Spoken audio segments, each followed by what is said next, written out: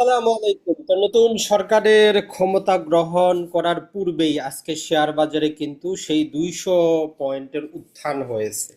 যেমন হয়েছিল যেই 5ই অগাস্ট হাসিনা পালিয়ে যাওয়ার পরে। তো আসলে এই যে শেয়ার বাজারের উত্থান, এটা কতদিন টিকবে? যারা বিনিয়োগকারী আছেন, বিনিয়োগ করতেছেন, তো তাদের জন্যই আজকের এই ভিডিওটা। দেখবেন, আমরা একটা কথাই বলি যে শেয়ার বাজারে যখন একটু নিম্নমুখী থাকে সবাই কি করে, মিছিল করে, মিটিং করে, ফুতুর হয়ে যাচ্ছে, কিন্তু যখন লাভ করে কেউ কিন্তু বলে না। তো এইটা হচ্ছে আমাদের শেয়ার বাজারের ডেইলি চার্ট। দেখতেই পারতেছেন যে আজকে একদিনে আমরা যদি দেখি 5,398 থেকে নিয়ে প্রায় 5,600, বলতে পারেন প্রায় 200 পয়েন্টের মতো একদিনেই কিন্তু যুক্ত হয়েছে। পার্সেন্টেজের হিসাবে যদি আমরা নেই, তাহলে একদিনেই মোটামুটি যদি আমরা দেখার চেষ্টা করি, প্রায় আমাদের 3.5%-এর উপরে একদিনেই কিন্তু এটা যুক্ত হয়েছে। এখন আমরা যদি একটু পিছনে ফিরে যাই, যেটা কতদিন এভাবে কন্টিনিউ করবে, তো আমরা যদি 2024 সালে আমরা যাই, 2024 সালের অগাস্ট মাসে আমরা যাব, 24-এর এপ্রিল, মে, জুন, জুলাই, অগাস্ট, এইখানে আমরা পাবো। তো সেখানেও মাত্র কয়েকদিনে দেখেন যে এইটা ছিল আমাদের 6ই অগাস্ট, যখন শেয়ার বাজারটা খুললো হাসিনা পালিয়ে যাওয়ার পরে। একটানা 4 দিন, একটানা কয়দিন, 4 দিন।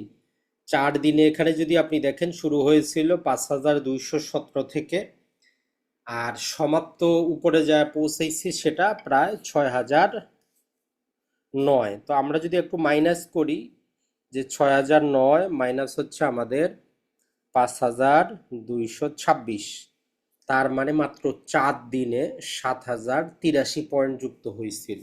তো যেটা নর্মালি শেয়ার বাজারে এইরকম উত্থান সম্ভব না, আর উত্থান হইলে এটা ধরে থাকে না। এরপরে দেখেন ধীরে ধীরে ধীরে ধীরে এটা কিন্তু কমছে। তার মানে শেয়ার বাজারটা কখনোই চিন্তা করবেন না যে এটা আগামী 1 বছর এভাবে বাড়তেই থাকবে, এটা কখনোই সম্ভব না। আর এই রকম ভাবে এখন আমাদের কি করব আমরা, মূল কথাটা হচ্ছে এখন যে শেয়ার বাজারটা বাড়তেছে, এখন আমরা করবোটা কি? বা 1 নম্বর কথা হচ্ছে যে মার্কেট এখন আমরা 200 দিনের অ্যাভারেজের ঊর্ধ্বে আছে, তার মানে শেয়ার বাজার ঊর্ধ্বমুখী, এটাতে কারো কোনো বলাতে বাধা নেই। নির্বাচনের মোটামুটি আগেই কি হয়েছে, আমাদের 2 দিনেও শেয়ার বাজারটা বাড়ছে, আর আজকে সবচেয়ে বেশি পরিমাণ বাড়ছে। এরপরে এই যে আরো 3-4 দিনও কিন্তু শেয়ার বাজারটা বাড়বে। এখন কতটুকু বাড়বে? নর্মালি আমরা যখন এটা উইকলি চার্টে যদি একটু দেখার চেষ্টা করি যে এর বাধাটা কোথায় আছে, উইকলি চার্টে যদি আমরা দেখার চেষ্টা করি যে আজকে যেখানে গিয়ে থামছে, এইখানে একটা উইকলি চার্টের বাধা ছিল। তো সে পর্যন্ত এরপরে আছে প্রায় আমাদের চলে যাবে, যদি আমরা দেখি সেটা হচ্ছে যে আমাদের মোটামুটি এইখানে 5,930। এরপরেও যদি বাড়ে তারপরে যাবে আমাদের এইখানে 6,378, আর ম্যাক্সিমাম যেটা আমাদের বাড়ছিল সেটাতে যদি আমরা দেখি, সেটা হচ্ছে এই পর্যন্ত 7,394। তো কথাটা হচ্ছে যে এইভাবে প্রতিদিন বাড়বে কিনা, কথা হচ্ছে যে না, এইভাবে প্রতিদিন বাড়বে না, এটা আপনি মাথায় রাখেন। কারণ টেকনিক্যাল ইন্ডিকেটর গুলাও কাজ করে, যেহেতু এখানে যে দেখেন শেয়ার বাজারের অবস্থাটা কি, মোটামুটি গাড়ি চলতেছে 85 স্পিডে, 100-র মধ্যে 85 স্পিডে গাড়ি চলতেছে। জাস্ট মাত্র আর 2-3 দিন চললে কিন্তু হিউজ পরিমাণে চলে যাবে। একটু এগুলার ক্ষেত্রে এখন আমরা করবোটা কি? তো মূলত কথাটা যেটা হচ্ছে যে আপনি এই মুহূর্তে এখন কিনবেন কিনা, এন্ট্রি দিবেন কিনা।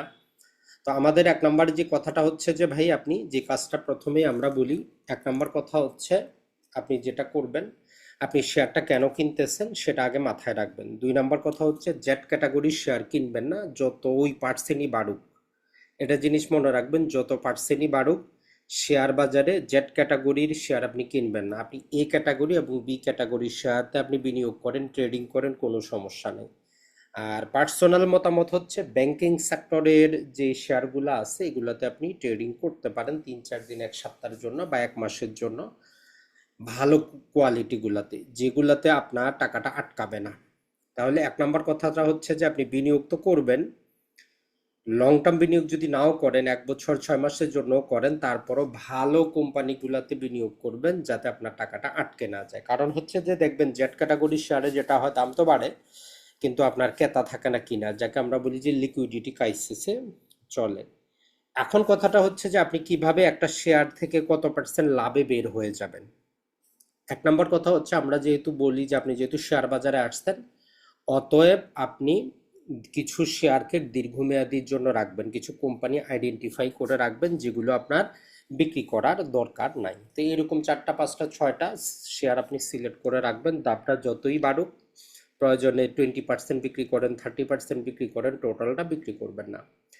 আর যেগুলো আপনার হিসাবে, যেগুলাতে আপনি দাম বাড়ার জন্য নিয়েছেন, সেগুলাতে যেমন আমরা যেটা বললাম যে গতবারে যেটা হয়েছে মাত্র 4 দিনেই বাড়ছে, তো আগামী 2টা 3টা ট্রেডিং দিয়ে আমরা জানি যে শেয়ার বাজারটা আরো বাড়বে।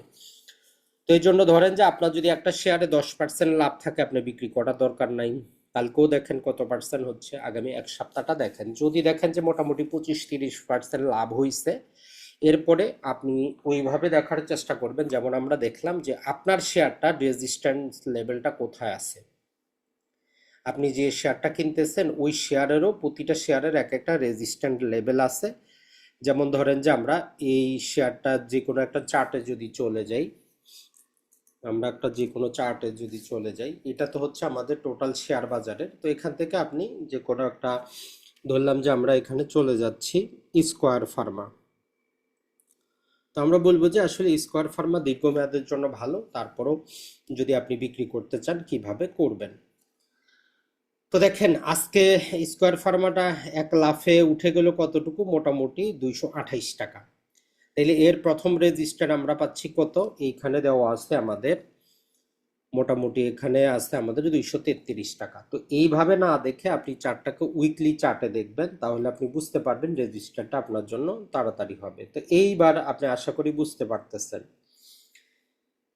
এখানে এরপরে হচ্ছে আমাদের এইটা 241 টাকা। তাইলে যখনই স্কোয়ারেরটা যদি আপনি ট্রেডিং করার জন্য নেন, আর যদি শেয়ারটা দেখেন যে 241-এর উপরে গেছে, আপনি সেখান থেকে প্রফিট টেকিং করতে পারেন।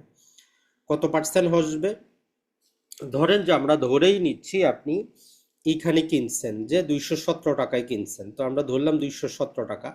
এটা থেকে যদি এই পর্যন্ত যায়, তাহলে মোটামুটি আমরা যদি দেখি প্রায় আপনি 10% লাভ পাবেন। তাহলে 217 টাকায় যাদের কিনা, আর যারা আরো নিচে ক্রয় করতে পারছেন তাদের তো আরো বেশি হবে। তবে স্কোয়াডারটা আমরা বলি যে এটা আপনার বিক্রি করার দরকার নেই, দীর্ঘমেয়াদের জন্য রাখতে পারেন। এরপরে যদি আমরা দেখার চেষ্টা করি, সেটা হচ্ছে যে আমাদের ধরলাম যে সিটি ব্যাংক। তো সবচেয়ে বেস্ট হচ্ছে আসলে ব্যাংকিং শেয়ারগুলোতে বিনিয়োগ করাটাই ভালো। তো এটা প্রথমে আমরা ডেইলি চার্টে দেখি। তো ডেইলি চার্টে আমরা কি জানি, আজকে শেয়ারটা কিন্তু এমন একটা জাম দিছে, মোটামুটি 27 টাকা থেকে প্রায় 29 টাকা। তো ধরেন যে আমরা ধরলাম আপনার কিনা আসছে এইখানে, আপনি এর আগে কিনছেন, অথবা আপনি এই জায়গায় 26 টাকায় কিনছেন, তাইলে এটা উপরে কতটুকু যাইতে পারে, এদের টেকনিক্যাল চার্টগুলো কি বলে আমরা একটু দেখার চেষ্টা করি। তো যদি আমরা দেখার চেষ্টা করি সেক্ষেত্রে আমরা এক্ষেত্রে যে পর্যন্ত গিয়েছে, এরপরে তার হচ্ছে যে 33 টাকা।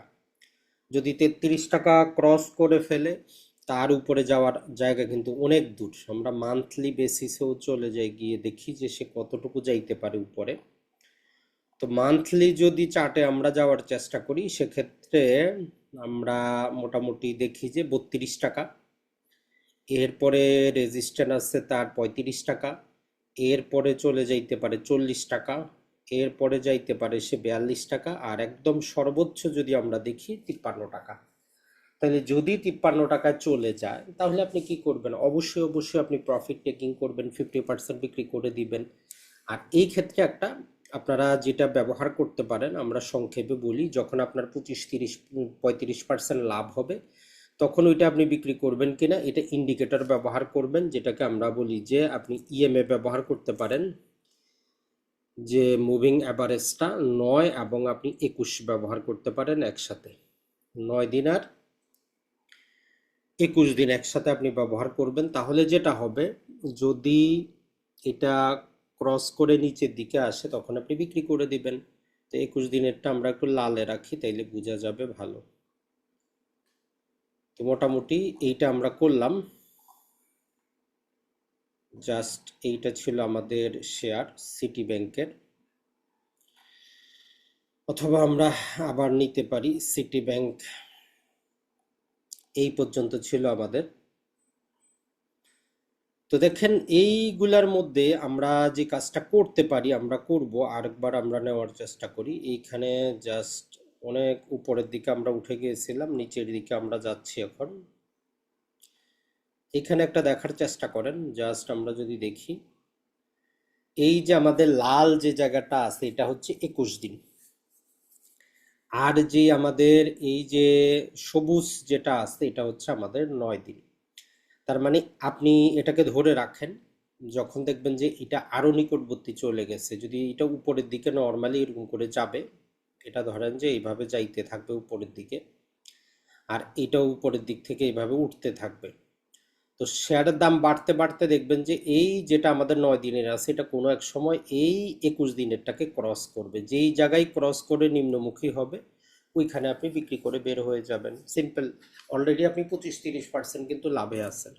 তো এই জন্য যাক, আমরা যারাই আমাদের কোর্স করেছেন তাদেরকে আমরা যেটা বলবো সেটা হচ্ছে যে আপনি কি করেন, বিশেষত ভালো কোয়ালিটির ব্যাংকগুলোতে ট্রেডিং করেন, ইন্স্যুরেন্সগুলোতে ট্রেডিং করেন, অথবা ফার্মা সেক্টরে কিছু আছে ওগুলাতে ট্রেডিং করেন, যেখানে আপনার টাকাটা আটকাবে না। এখন কিভাবে একটা ভালো শেয়ার আইডেন্টিফাই করবেন এগুলোর জন্য আসলে কিছু টেকনিক্যাল নলেজের দরকার। তারপরেও সিম্পলি আমরা জানি, আপনারা বলবেন যে ভাই কয়েকটা ব্যাংকের নাম বলে দেন, শেয়ারের নাম বলে দেন। তো আমরা জাস্ট বলবো বর্তমানে ব্যাংকিং সেক্টরের প্রতিটা ভালো কোয়ালিটির প্রতিটা ব্যাংকের দামই কিন্তু বর্তমানে একদম হাই এর মধ্যে আছে। তো এখান থেকে দীর্ঘমেয়াদের জন্য কিনা ঠিক হবে না, আপনি জাস্ট ট্রেডিং এর জন্য আগামী 1 সপ্তাহ 10 দিন 1 মাসে যতটুকু বাড়ে এই জন্য নিতে পারেন। যেমন সিটি ব্যাংক আছে, উত্তরা ব্যাংক আছে, পূবালী ব্যাংক আছে, ইবিএল আছে, প্রাইম ব্যাংক আছে, এই 5টা আপনি নিতে পারেন। এখন এর বাইরে অন্য যেগুলো আছে অনেকেই প্রশ্ন করবেন যে এনআরবি, এনআরসি, ন্যাশনাল, এটা ছাড়া ওই যে আমাদের চান্দা আব্বাস, যার ঢাকা ব্যাংক, যদিও 40% মাত্র তার শেয়ার। মনে রাখবেন একটা ব্যাংকে যদি আর্থিক অবস্থা ভালো না থাকে সেটা যতই যেই দলীয় পক্ষে হোক বেশি দিন এটা টিকতে পারবে না, যখন ফোমও কেটে যাবে শেয়ারটা দাম কমে যাবে। তো যাই হোক, আপনাদের জন্য রমজান মাসে আমাদের শুরু হচ্ছে নতুন ব্যাচ, আমাদের ইনভেস্টমেন্ট রিলেটেড আমাদের 4র্থ ব্যাচ। আশা করি সেই ব্যাচে যারা অংশগ্রহণ করবেন আরো অ্যাডভান্স লেভেলের অনেক কিছু জানতে পারবেন। ভালো থাকবেন, সুস্থ থাকবেন। আসসালামু আলাইকুম।